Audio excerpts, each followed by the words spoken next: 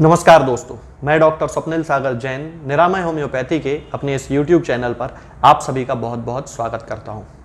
दोस्तों, हम में ऐसे बहुत सारे लोगों के परिवार में ऐसे बहुत सारे बुजुर्ग होते हैं और कई यंग एज के भी लोग होते हैं 30-40 वर्ष के, जिनको कि गठिया की शिकायत होती है या जिसे रियूमेटिज्म कहा जाता है। कई लोग रियूमेटिक आर्थराइटिस भी कहते हैं, बहुत सारे इसके नाम हैं, गठियावात भी कहते हैं। तो इस तरह की एक समस्या होती है जो बुजुर्गों को बहुत ज़्यादा परेशान करती है।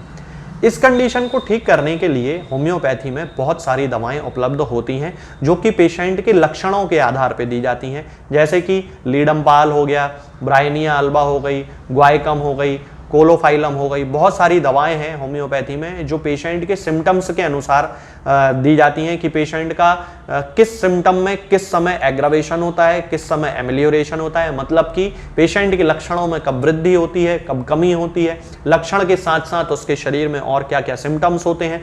इन सारी जानकारी के आधार पर पेशेंट का ट्रीटमेंट शुरू किया जाता है और फिर धीरे धीरे गठिया के दर्द में पेशेंट को आराम मिलने लगता है। आज मैं आपसे बात करूंगा इस वीडियो में एक ऐसी मेडिसिन के बारे में जो गठिया के लिए लगभग एक स्पेसिफिक मेडिसिन है। यदि उसके सिम्टम किसी भी पेशेंट से मैच करते हैं तो, और ना केवल गठिया के लिए, यदि वो सिम्टम्स किसी दूसरी बीमारी में भी पाए जाते हैं तब भी ये मेडिसिन उस बीमारी को पूरी तरह ठीक करने की क्षमता अपने अंदर रखती है। इस मेडिसिन का नाम है दोस्तों बेंजोइकम एसिडम। ये बेंजोइकम एसिडम 30 पोटेंसी में है मेरे पास, और बेंजोइकम एसिडम का यूज किया जाता है गठिया के केसेस में खास तौर से। इसके क्या क्या लक्षण होते हैं वो मैं आपको बताना शुरू करता हूं।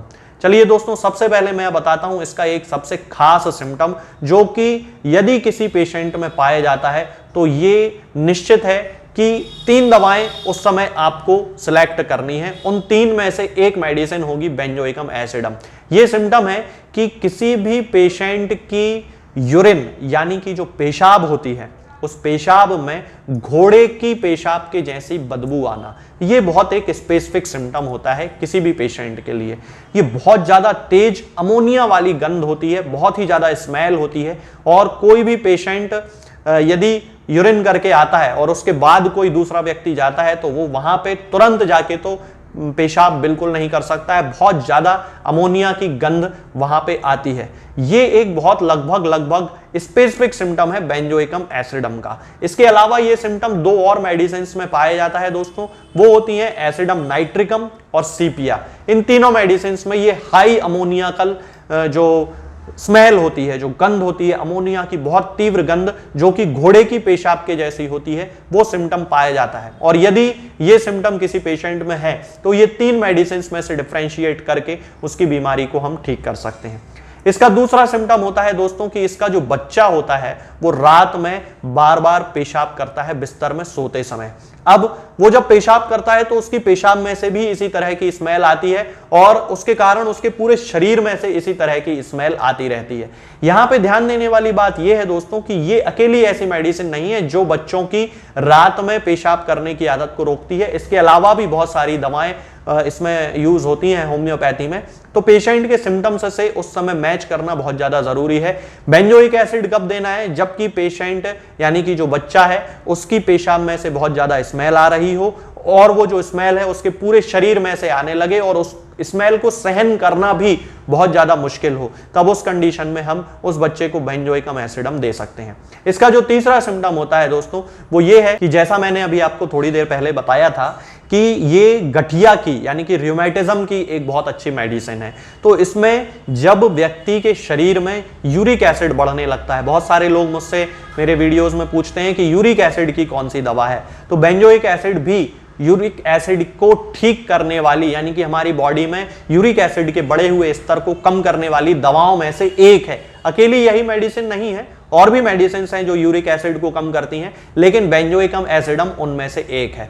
अब इसमें जो गठिया का खास सिम्टम होता है दोस्तों वो ये होता है कि जब भी किसी पेशेंट को बहुत ज्यादा पेशाब आती है तो उसका जो दर्द है वो कम होने लगता है और जब किसी पेशेंट को पेशाब आना थोड़ा सा कम होता है तो उसको गठिया का जो दर्द है, कहीं भी हो रहा हो वो दर्द, हो सकता है कि उसके हाथों की जोड़ों में, उंगलियों के जोड़ों में, ये जो जॉइंट्स होते हैं इनमें दर्द हो रहा हो, गर्दन में दर्द हो रहा हो, कोहनियों में दर्द हो रहा हो, घुटनों में दर्द हो रहा हो, या पैर के उंगलियों में दर्द हो रहा हो, दर्द कहीं भी हो सकता है। वो जो दर्द है उसमें कमी कब होगी? जब पेशेंट बार बार पेशाब जाएगा, बहुत ज्यादा पेशाब करने जाएगा।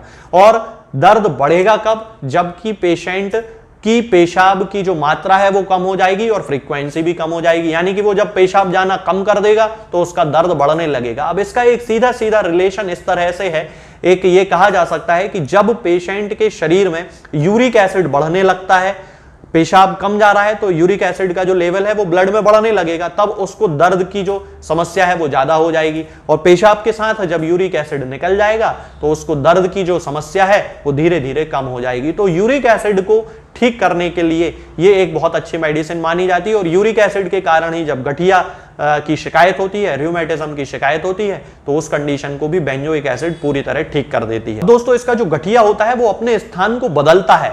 कभी आपको इस हाथ में दर्द होगा, कभी इस हाथ में दर्द होगा, कभी वो लिवर पे पहुंच जाएगा, लिवर से रिलेटेड सिम्टम्स देने लगेगा, कभी हार्ट पे पहुंच जाएगा, हार्ट से रिलेटेड सिम्टम्स देने लगेगा। रूमेटिज्म यानी कि जो गठिया होता है वो दिल को भी प्रभावित करता है, हमारे हार्ट को भी प्रभावित करता है। तो इस तरह ये अपना स्थान बदलता है। तो स्थान बदलने के आधार पे भी ये डिसाइड किया जा सकता है कि पेशेंट को बेंजोइकम एसिडम देना है या नहीं देना है। इसके अलावा इसका एक और खास सिम्टम होता है कि इस व्यक्ति का जो मल होता है वो सफेद कलर का होता है ज्यादातर। बहुत सारी कंडीशंस में ये देखने को मिलता है कि इसका जो मल होगा, इसका जो स्टूल होगा, इसकी जो पॉटी होगी वो सफेद कलर की होती है।